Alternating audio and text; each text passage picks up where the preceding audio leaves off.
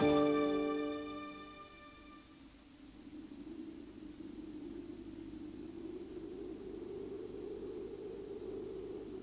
Alps are part of a belt of mountains which stretch from France across Europe and ultimately onto the Himalayas. Like all mountain belts, they mark a zone of unusually thick continental crust. This is because the crust is effectively floating on the upper mantle, and so the high mountain peaks must be balanced by a thick keel at the base of the crust. Beneath the Alps, the continental crust is 50 to 60 kilometers thick, almost double the thickness of the crust which borders the Alps to the north and south. Here, in central Switzerland, we can see the effects of some of the processes which have shaped the evolution of the continental crust in recent times. Most of this crust consists of two components: older igneous and metamorphic units, which we call basement, overlain by younger sediments, a sedimentary cover. And in this area, we can examine a contact between such sediments and basement rocks.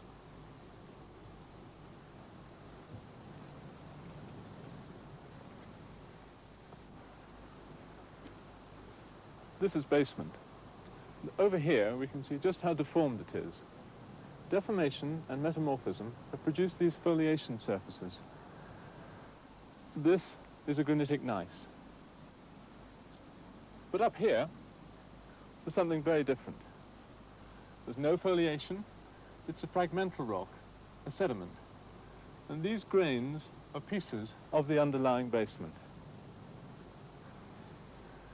The bedding planes in these sediments cut across the foliation in the underlying gneiss. This is an unconformity, an angular unconformity.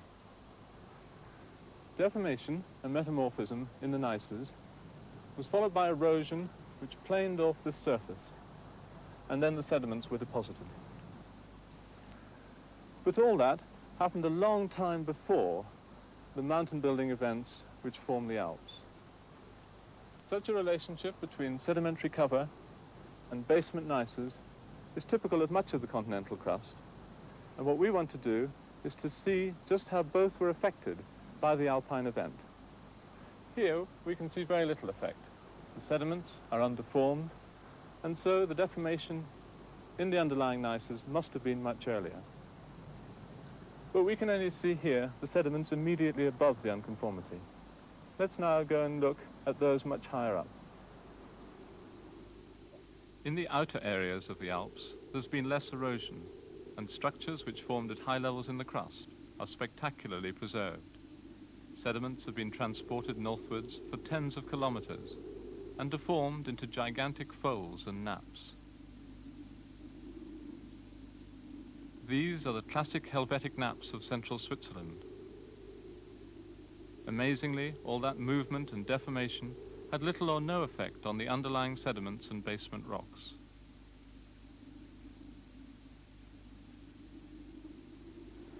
The unconformity we looked at showed no sign of deformation, and at deeper levels, the basement rocks still preserve their record of a pre-alpine history. The white bands are dikes, parallel to an old schistosity, and neither appear to have been affected by the deformation responsible for the alpine folds in the sedimentary cover. Such high-grade metamorphic rocks are too hard and rigid to have been deformed by the high-level tectonics of the Helvetic naps.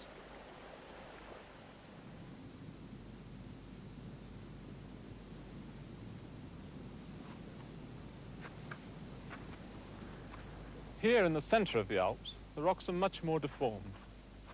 These blocks are all sediments and of much the same age as those we looked at earlier.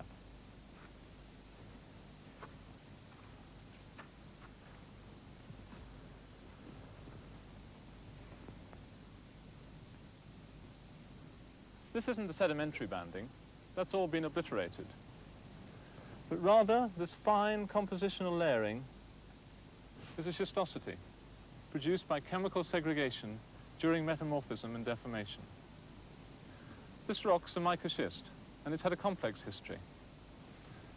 Here's a flat-lying fold lying in the plane of the schistosity, and they were both probably formed at the same time. The These tiny folds and crenulations deform the schistosity and so must be younger. Such deformation and metamorphism is typical of that which has affected the sedimentary cover in this area, and it's much more extreme than anything else we've seen in the Alps so far. But even more important is that in this area, such deformation and metamorphism also affect the rocks in the underlying basement.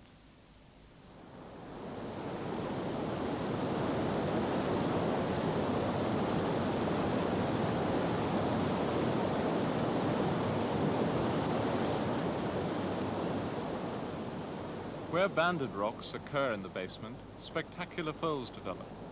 But in other places, deformation takes place by movement along shear zones. These rocks are too massive and homogeneous for folds to develop, and instead, the movement was confined to narrow zones of high deformation. So we've seen two areas where the effects of the alpine mountain building event have been very different. Here in the center, both the basement rocks and sedimentary cover have been deformed together into complex structures and metamorphosed. But in the peripheral Helvetic zone, the cover was deformed into huge folds and naps, with surprisingly little effect on the underlying basement.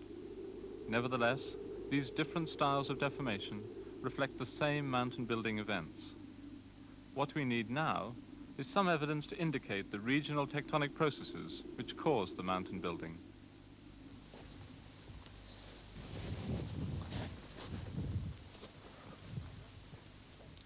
The rocks have been sediments, schists and gneisses, all typical of the continental crust. But here, some 2 kilometers above sea level, and in the center of the Alps, there's something very different. This block's come down on a moraine, and it's made of basalt. But more than that, it has some very well-defined features.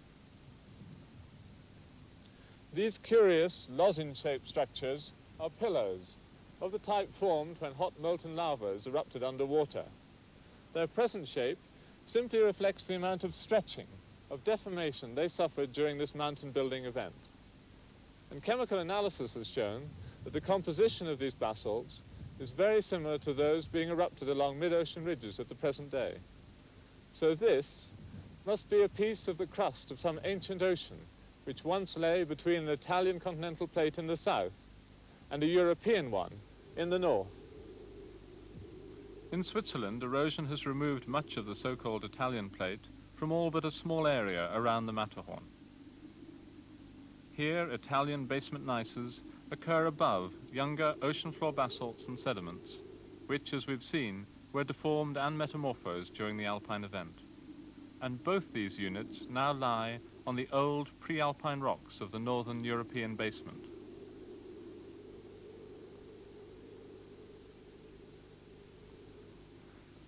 The tectonic processes which form the Alps started about 150 million years ago, when the two continental plates bearing Italy and northern Europe started to move together. All but a few fragments of the intervening ocean crust were destroyed by subduction. And when the continents eventually collided, the crust was deformed and thickened as the European plate was dragged down beneath the Italian one. And that crustal thickening was responsible for the widespread metamorphism which now characterizes the center of this mountain belt. Yet even that's not the end of the story, for the Alps are still evolving. All around they're being eroded very rapidly, and the crust is rising at the rate of 1 millimeter a year. Now that will presumably continue until this piece of crust has once again regained its normal thickness. And by that time, a staggering 10 or 15 kilometers of rock may have been removed from some of the areas we've visited. So these spectacular mountains are far from permanent. Most of the rocks will be redeposited elsewhere as sediments to reveal a linear strip of high-grade metamorphic rocks where the Alps once stood. The structures we've seen were formed at comparatively high levels in the crust, and to study what happens at deeper levels, we have to go to older, more deeply eroded geological terrain. You'll probably recognize this area of northwest Scotland. These Lewisian rocks are the oldest in Britain. And while they may have been caught up in subtly different tectonic processes to those that form the Alps, these rocks offer a rare insight into what may be present in the lower crust. Well, one thing that's obvious to you, and that is the Louisian's banded. And it's coarsely crystalline. And in some bands, the minerals are lined up, so it's a metamorphic rock. And you've met it before, it's a gneiss.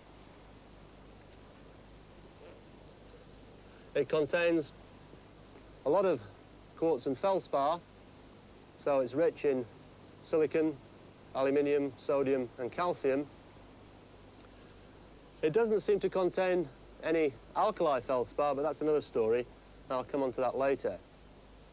For the moment, let's pay attention to this colour banding.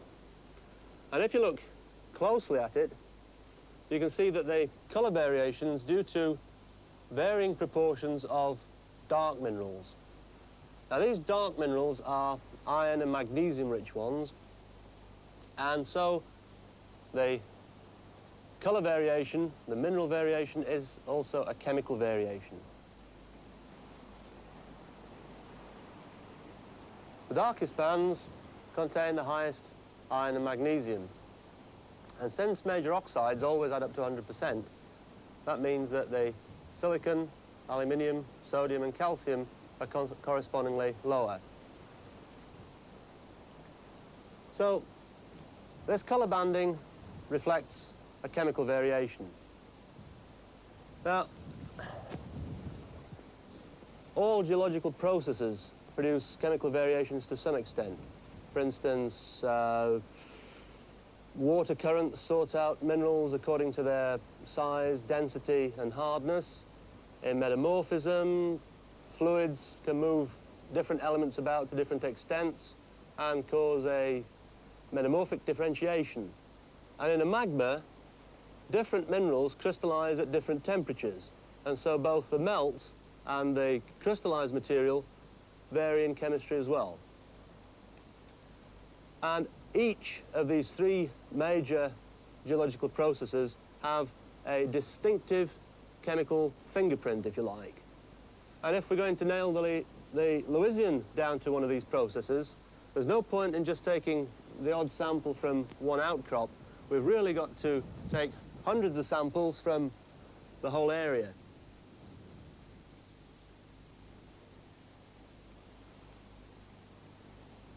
If you plot those major elements that vary the most in geological processes, the alkali metals potassium and sodium, iron, and magnesium in the form of a triangular variation diagram, the variations produced by many processes plot out as distinct trends.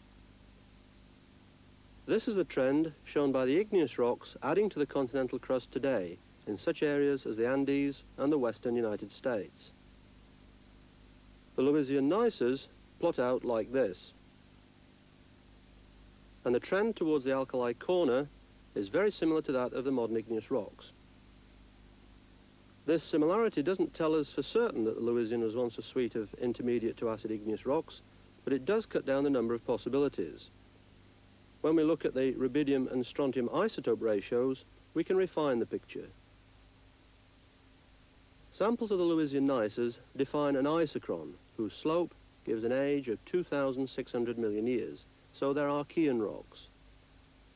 More important, the initial strontium-87 to strontium-86 ratio is very low, and this tells us that the gneisses were not derived from even older crust, in which decay of rubidium-87 would have given a higher ratio, but were an entirely new addition to the continental crust from the rubidium-poor mantle. So originally, they must have been granitic magmas. But they no longer look like igneous rocks because they've been metamorphosed. About 60% of the Louisian outcrops in this area have horizontal banding, or nearly so. And it stayed this way for well over 2.5 billion years. Well, banding's horizontal, and so are the minerals. They're aligned parallel to the banding. And just here, there's a nice little fold without any roots. And this fold suggests to me shearing, like that. And the fold's not the only evidence for shearing. There are also some little fragments dotted about in the gneisses.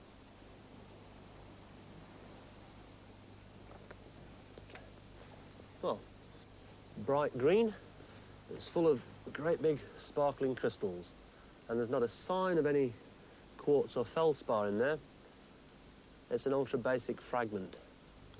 And it looks to me as though it's been transported in somehow. And you don't have to go very far to see where it's come from. In fact, just along here, there's an enormous great mass of ultra-basic material. Like the gneisses, these are banded as well, but on a much grosser scale. And they also contain chemical variation.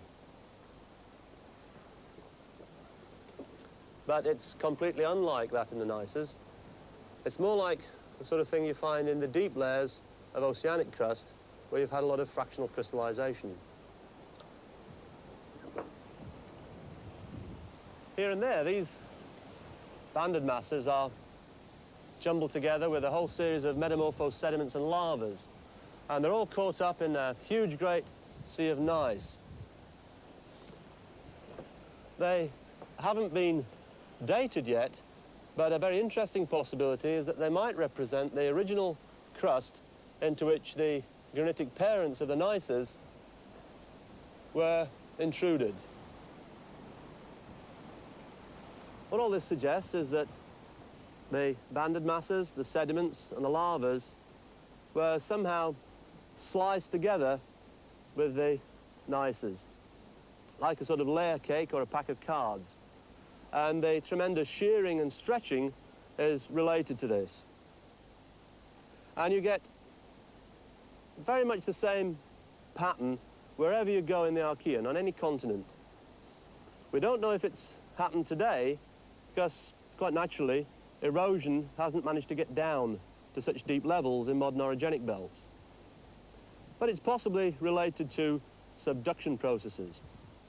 Modern subduction goes like that, quite steep descent. But all the horizontal shearing in the Lewisian and the low-angled banding suggests that maybe then there was a sort of shallower angled subduction, sort of underplating, where the granitic magmas were generated in the lower plate and these penetrated into the upper plate, possibly these ultra-basic masses, and the tremendous shearing associated with this process shuffled them all together. Last time we were here, we showed that the Lewisian gneisses are dry granulites. They're devoid of alkali feldspar and contain next to no potassium, uranium and thorium. Both water and the heat-producing elements were driven off by the granulite metamorphism. This took place when they were at a depth of about 40 kilometers and when temperatures were around 750 degrees centigrade. So we're looking at the deep crust of 2,600 million years ago.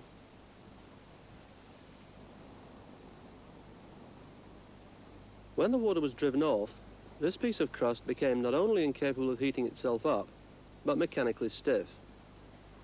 If it was in isolation, it should have remained unchanged ever since. But no part of the crust's really isolated, and there's evidence in the Lewisian that external influences were at work. The gneisses are cut by basaltic dikes, and these are intruded about 300 million years later, 2,300 million years ago. Basalt magmas can only melt from the mantle. So even if the crust was dead here, the mantle was active. But it took 300 million years for it to break through. And this dike triggered something rather interesting. If we look at the margin, we can see what that was.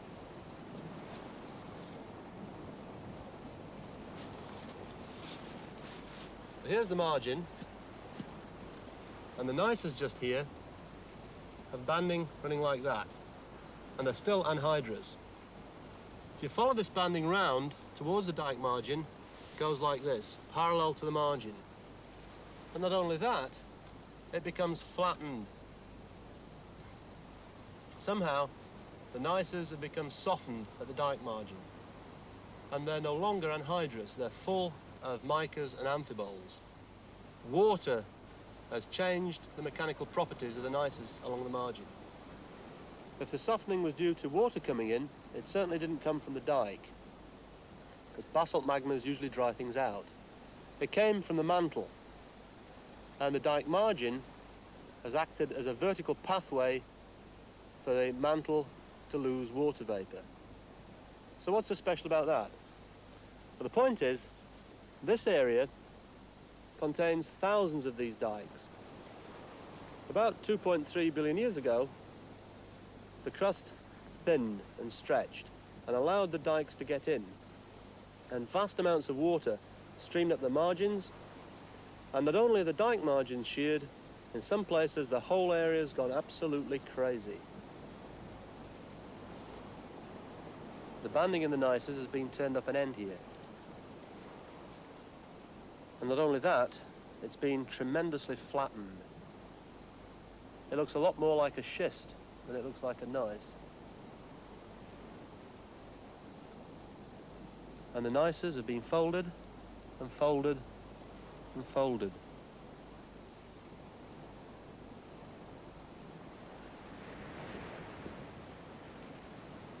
The dikes haven't escaped either. They've been rotated parallel to the banding in the gneisses.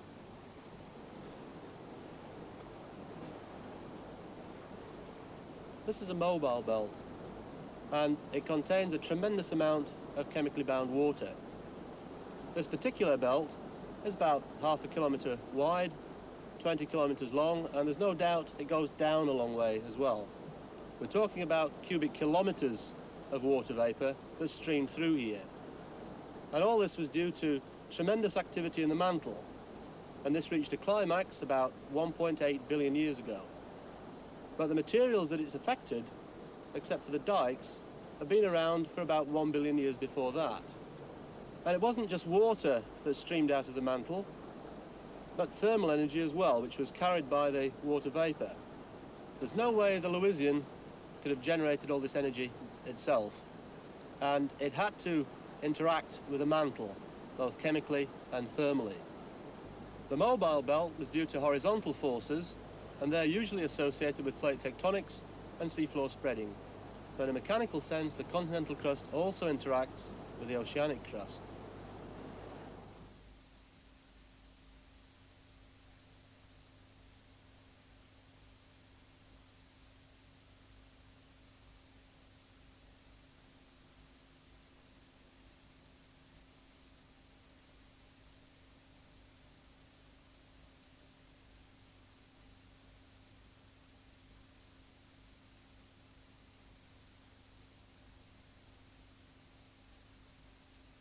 Jack